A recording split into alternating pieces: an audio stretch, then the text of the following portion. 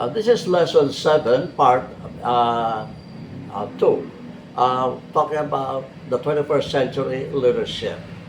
Now, earlier we talked about the malady and other things that are changing. Now, we'll talk about the way to be effective in this fast-changing century. And that is, if you really would like to be a relevant, sustainable leader, you must adapt to some change. You must have to have some new views of the people, the church, and even the environment. And it needs paradigm shift. Paradigm shift, it is our mindset. It is what you think that drives you to do things. And therefore, we need to have some change, a paradigm shift.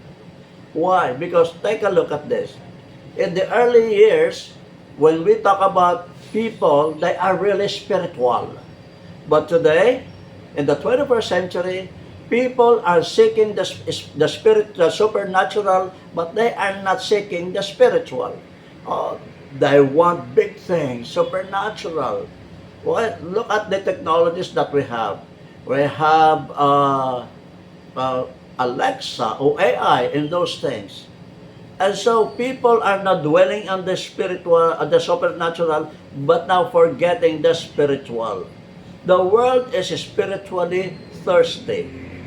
And therefore, the 21st century is opening a spiritual awakening. Now, take a look at that.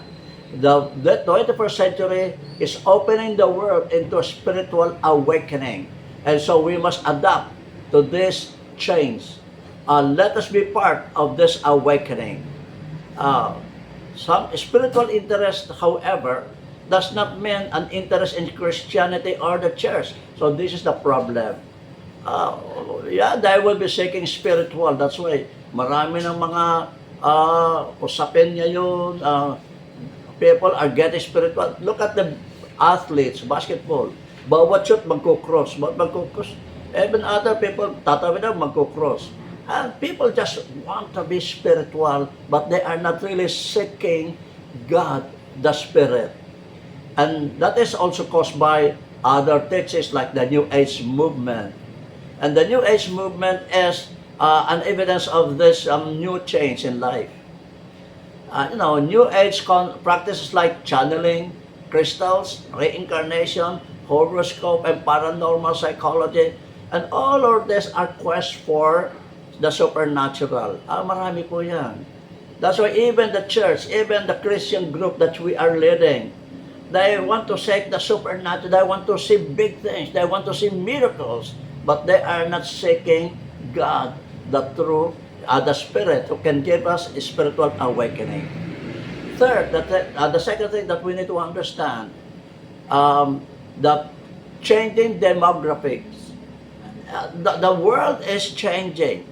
The 21st century marks a rapid change in demography, meaning the environment changes, pabago-bago. Nabanggit ko na ito kanina, yung kapitbahay mo ngayon, bukas baka iba na. I'm staying in Cavite, especially in Imus. During the 70s, I used to visit this place. And all I see are Imosenyo. They have their own language. When they speak, they have tunes. But now, you will not even identify or know or learn to identify the true natives, the natives of Imus. Because there are so many people now here. Nagbago na po ang paligid. This is the biggest challenge of leadership. Today, you have good people. And tomorrow, baka nag-abroad na yan. So this is the thing. Do not make a 25-year program for leadership. Make short program of leadership. So that as people are moving from one city to the other, at least when they leave your group, they can go to another place as leaders as well and using what they have learned from you. And so, ganun pang gawin natin. This is not trying to just be nagmamadali tayo, no? No. Make leadership meaningful. Make leadership relevant and sustainable. So that when your group, one of your leaders goes somewhere, at least he would be carrying the leadership that they have learned from you. And so, kung hindi, wala. Pag umalis sila, magde-develop ka naman ba, wala. You will never go on a successful way. Why? Ang haba ng programa eh. That's why here, we have a Blessed Word Leadership Institute. The first part, which it took us so many to launch. But our discipleship program goes only for 3 years. And the lay leadership must only go for 1 year. Pero ano nangyari? Pinahaba po natin eh, because we are not so diligent in studying it. Kung kailan ng convenience sa mag-aaral. We want to see results immediately. Another thing, the 21st century, the world will be focusing on network and not on incorporating. Okay, sige, meron naman ako doon, meron ka doon, and then, pero we are not able to incorporate them into one body. Or some people are saying, oh, we don't need a church, we don't need a group. We need God. That's right, we need God. But when God called us, He created a church, He created a group, and that group, that church, is His body. And we belong to that body. So, we must incorporate ourselves so that we may not be lost. But also, try to network with other group. So networking, not the one that we say is scam, no. Networking means branching out. I always say that at church, if you will not go outreach, one day God will be out of reach. And so, try to network and incorporate the group one day. Today, some leaders network within the denomination. And people are choosing churches, not denomination. Now, think about this. People these days, unlike before, they look for, ano ba yan? Catholic ba yan? Protestant ba yan? Born again ba yan? Baptist ba yan? Oh, I will not join that. They go only for denomination. But now, they look for people, the leaders. Ando doon po yung hero worship pa rin. Ay, doon ako kasi ang galing niya magturo ng doon. As in, doon ako, I like, now, that will be the attitude of people these days.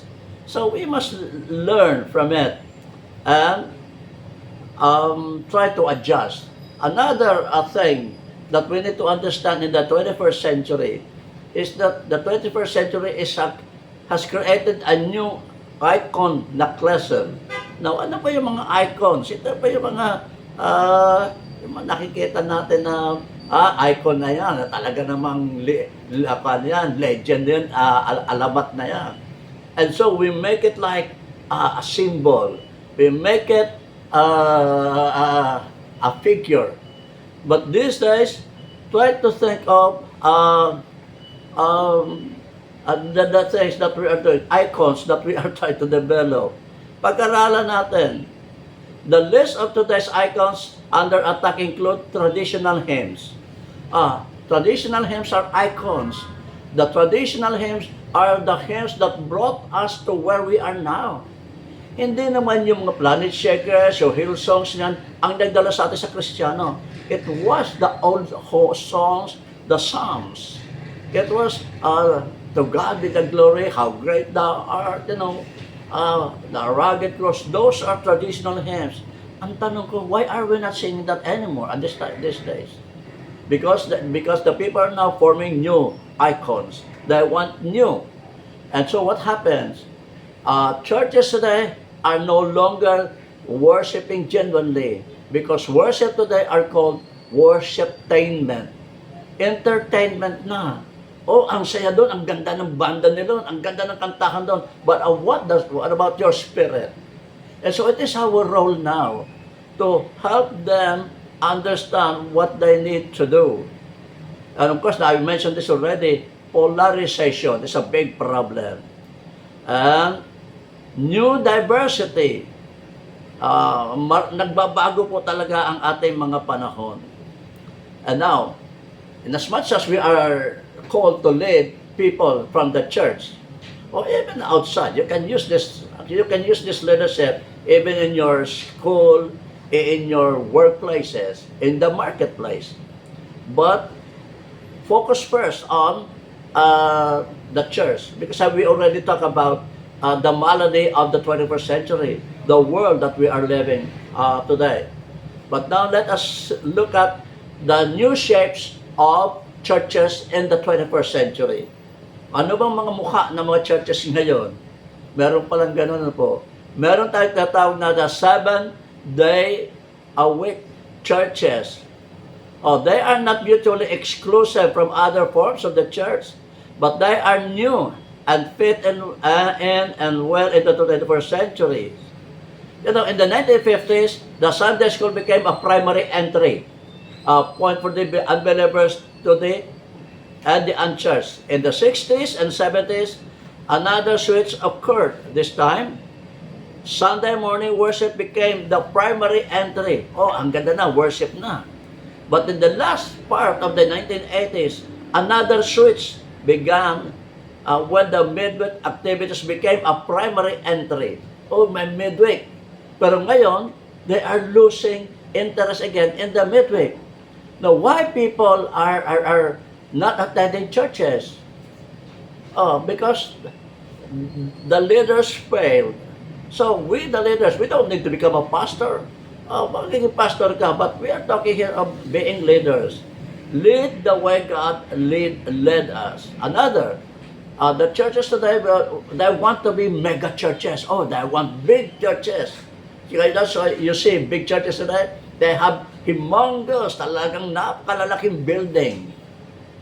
They want to gather all the people. But if you want to lead, choose your people. And Jesus, He chose 12.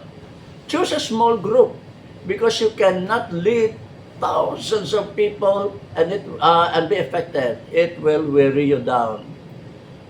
Sabi nga po sa isang pastor, the traditional thing, the average and the most convenient, 200 people would be good for a person to lead. And so, okay na yun. And then, yung mga meta churches.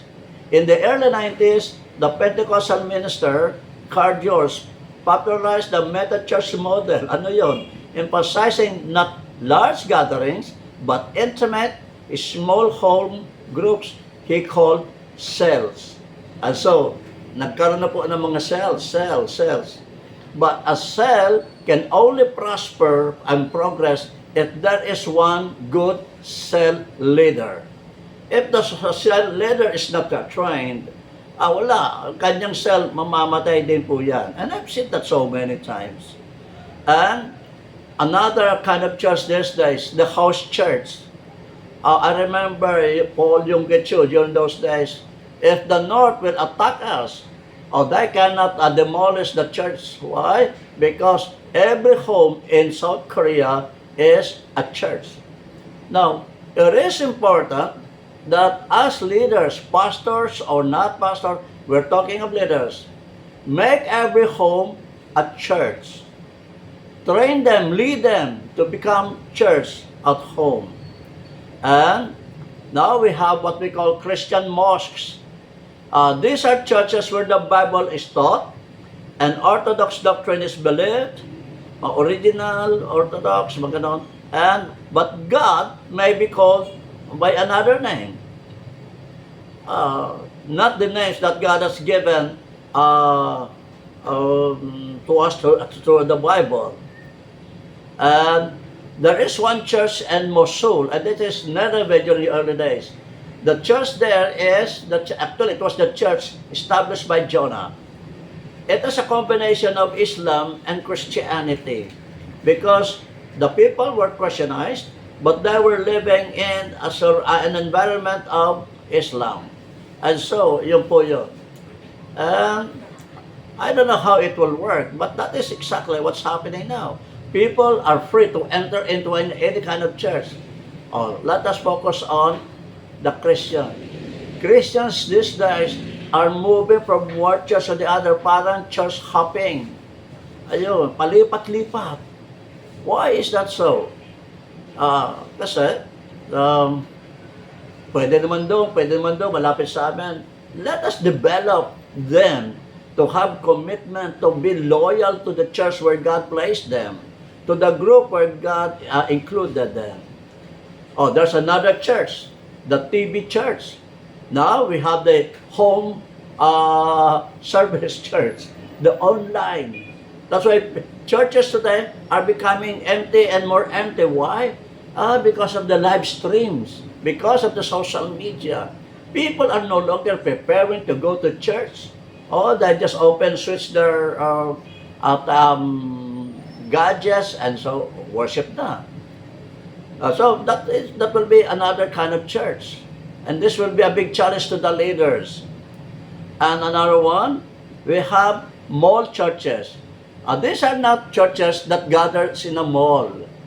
But when they go to a church, they're like shopping. Maganda dito tayo. Parang SM, parang whatever. And there will be new churches.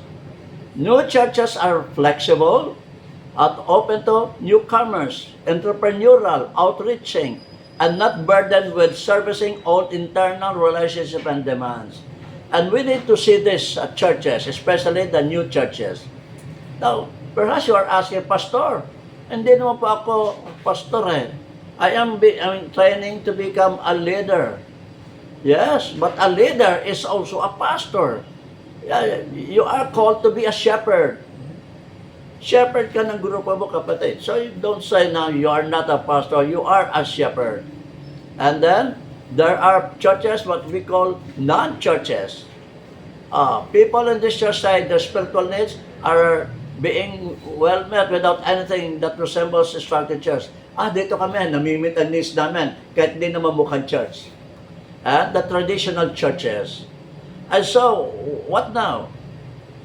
We need to understand the new, the 21st century to become relevant and sustainable. But let me give you, as we close this video, 3 W's for success.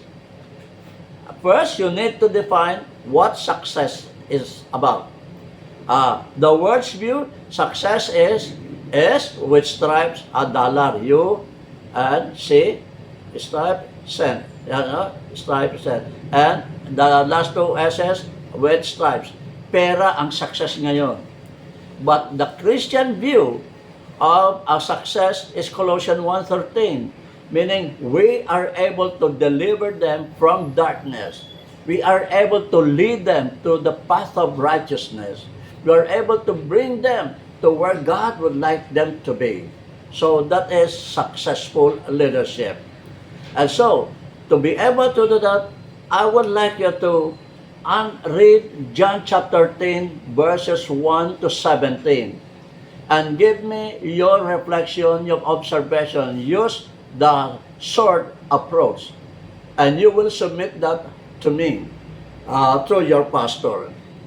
Now, let me give you some idea. First, you must know whom you are working for. First W, whom are you working for?